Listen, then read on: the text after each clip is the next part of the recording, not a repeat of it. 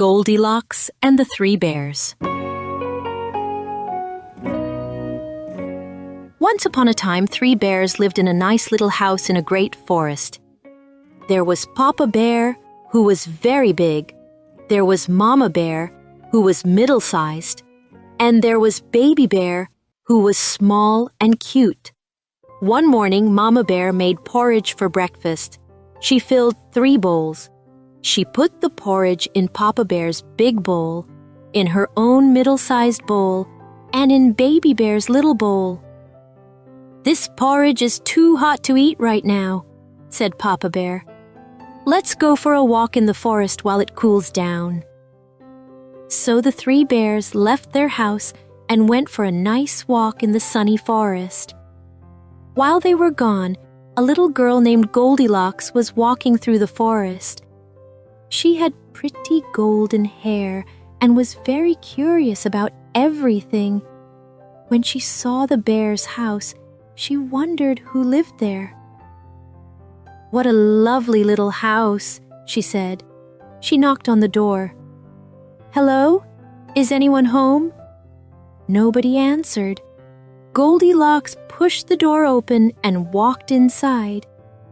She knew she shouldn't go into someone else's house, but she was too curious to stop herself. The first thing she saw was the kitchen table with 3 bowls of porridge. Goldilocks was hungry from her long walk. "I'll just taste a little bit," she said to herself. First, she tried Papa Bear's porridge. "Ouch!" she cried.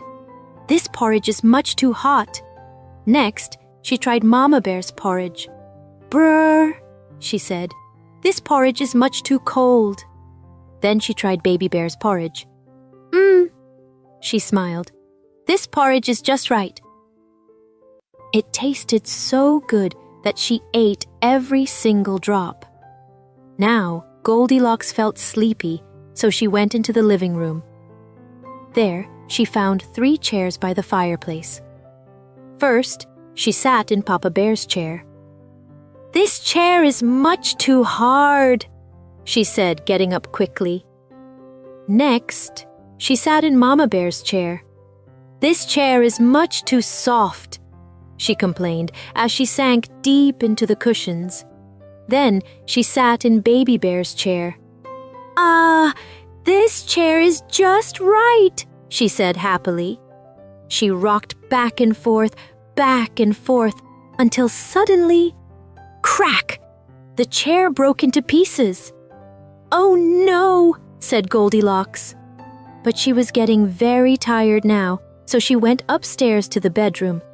There she found 3 beds all in a row.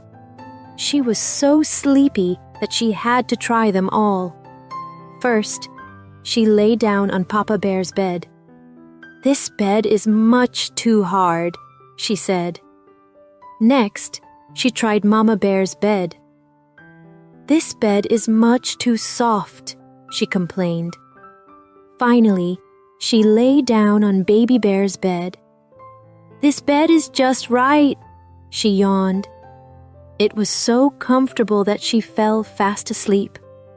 Soon, the 3 bears came home from their walk. They were ready to eat their breakfast. Papa Bear looked at his bowl and said in his big, loud voice, "Someone has been eating my porridge!" Mama Bear looked at her bowl and said in her middle-sized voice, "Someone has been eating my porridge too." Baby Bear looked at his bowl and said in his small, sad voice, "Someone has been eating my porridge and they ate it all up." The 3 bears looked around their living room. Papa Bear saw his chair and said in his big, loud voice, "Someone has been sitting in my chair." Mama Bear saw her chair and said in her middle-sized voice, "Someone has been sitting in my chair too."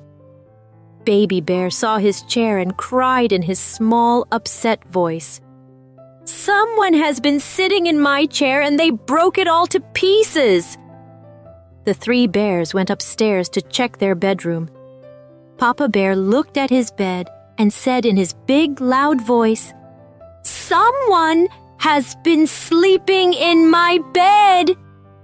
Mama Bear looked at her bed and said in her middle-sized voice, "Someone has been sleeping in my bed too."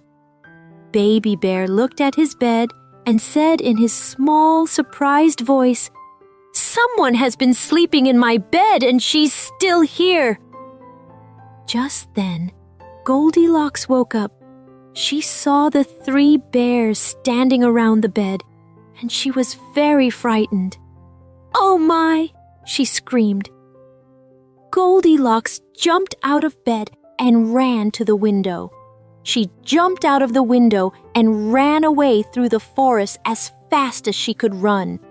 She ran and ran until she reached her own house, and she never went back to the bear's house again. The 3 bears watched her run away.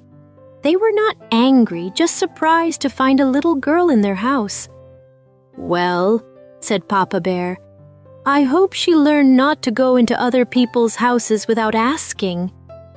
"And I hope she wasn't too scared," said kind Mama Bear. "Next time maybe she'll knock and wait for us to answer," said Baby Bear, and they all lived happily ever after.